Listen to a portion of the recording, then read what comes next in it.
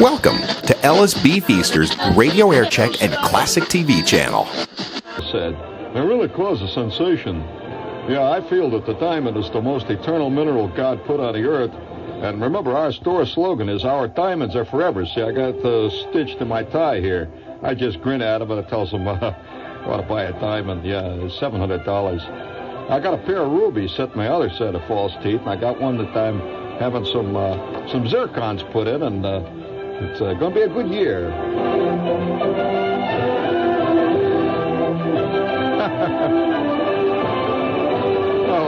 It'll never stop, friends. Don't count on it stopping. 1973 looks already like it's going to be a fantastic year for dildockery. It's going to be a really good year. Good year.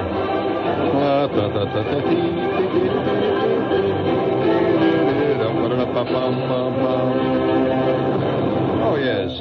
Happy Valentine Day to you. Happy Valentine Day. Hey, I wanted to...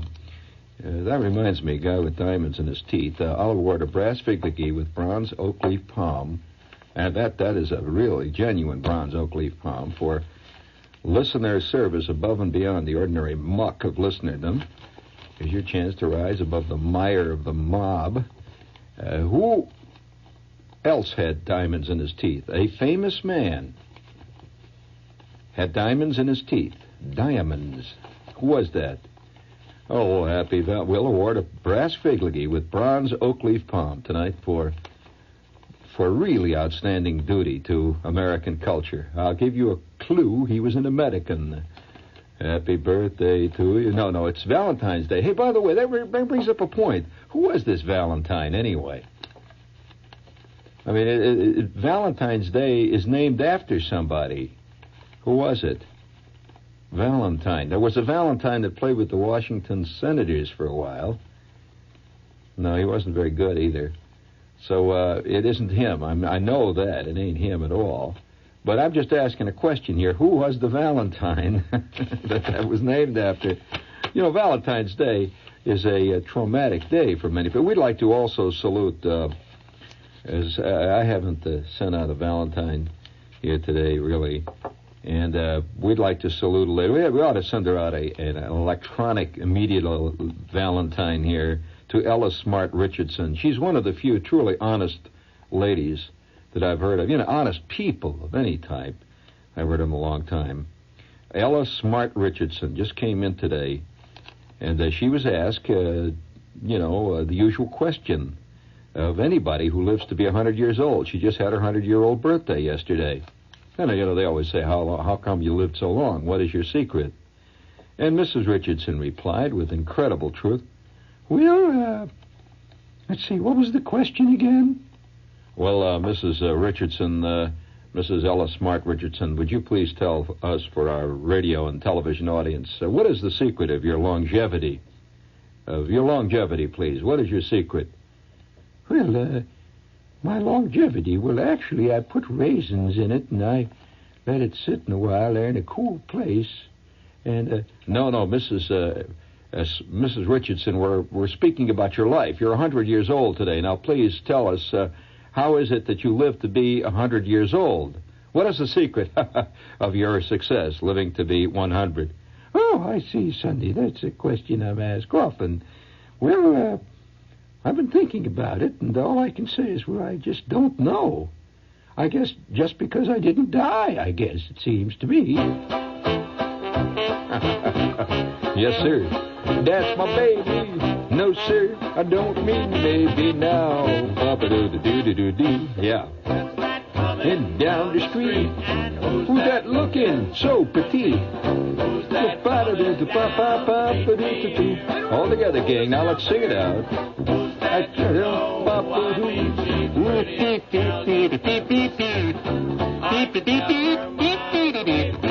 Yeah, all together. 1, 2, 3. Yeah. Oh, yes, sir. That's my baby. No, sir. I don't mean baby. Yes, sir. That's my baby now. That's it.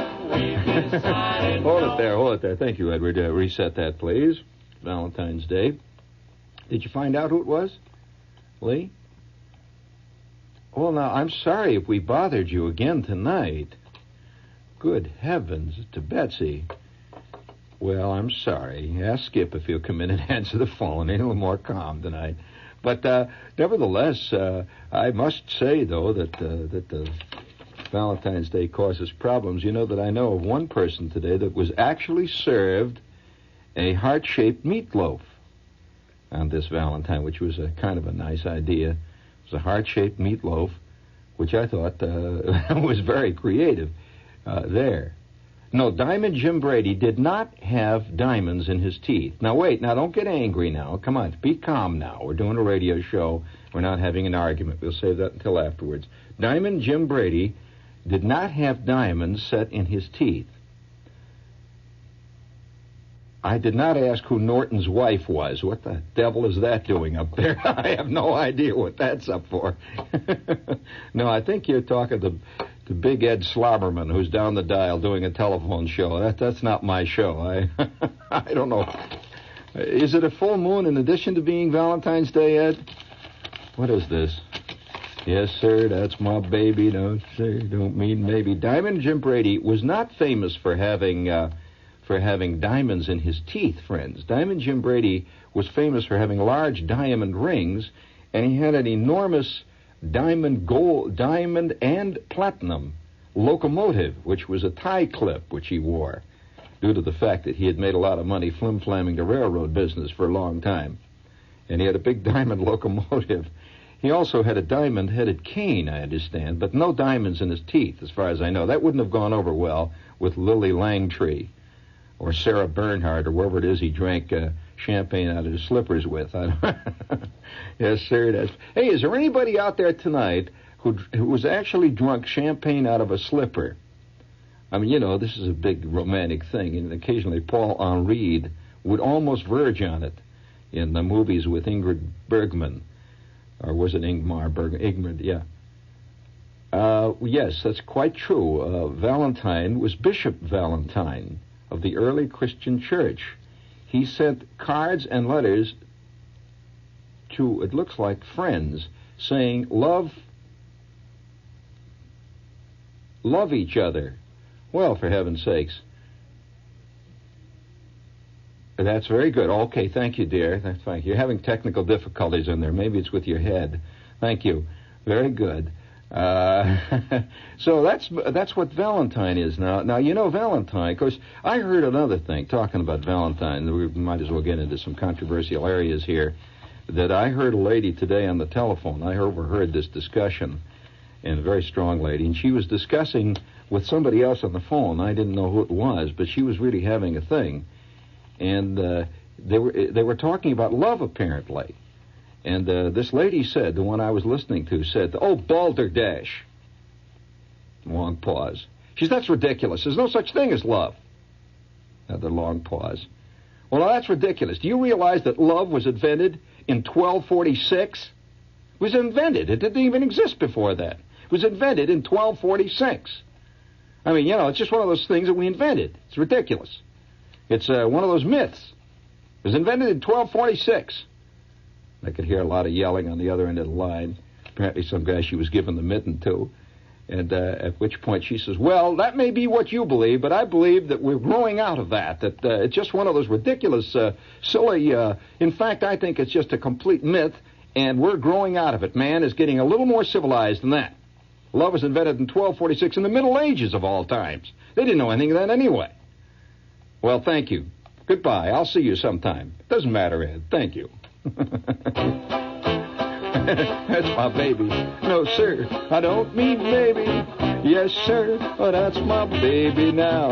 Ho, ho, ho, ho, by the way. Thank you. That's enough, Edward. That's enough. No, the thing about love is that it really is controversial. You know, it's a controversial issue. It's gotten a lot of people in trouble. And as a matter of fact, the question arises tonight, does love exist? I don't know. Or is it just one of those things we like to think it exists? You know, it's a great concept, but a miserable reality. So I don't know what it is. But there's a lot of arguments back and forth about it. But if it doesn't exist, that's all I got to say. If it doesn't exist, there's been a heck of a lot of hoopla over a myth for a long time. I mean, practically every other song that's ever been written is written about love. Do you agree? And certainly every other play is about it. Every other, what am I talking about? 99.9.999% of the plays going all the way back to Lysistrata. It's been written about that scene. So I don't know. It's a pretty fantastic rumor. And the music that's been written about love ranges all the way from yes, sir, that's my baby, no, sir, don't mean maybe, until we get very ethereal, you know. Yeah, this is another kind of love. That's right. That's very good, Lee.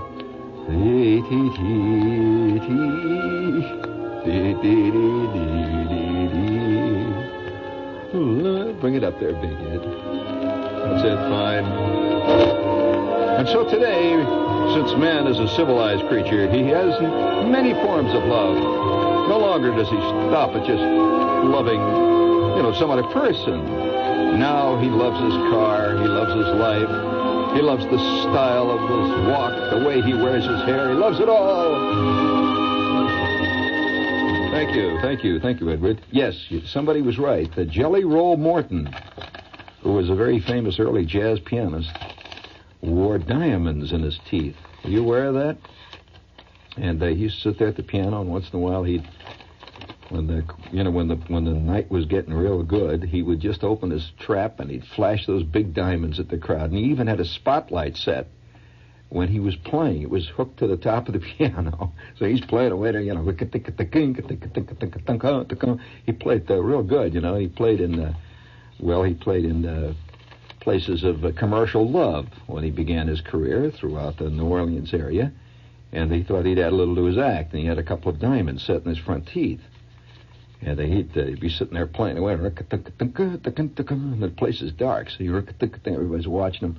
And then he would kick with his left foot. He would kick a switch that would turn on a little tiny flash spot. He'd go he would turn, give a big grin, and the flash spot would pick up those two magnificent diamonds in his front teeth, and it was always good for a tremendous uproar. One night he was even held up. Two guys got him in an alley and tried to take his diamonds, and he admitted.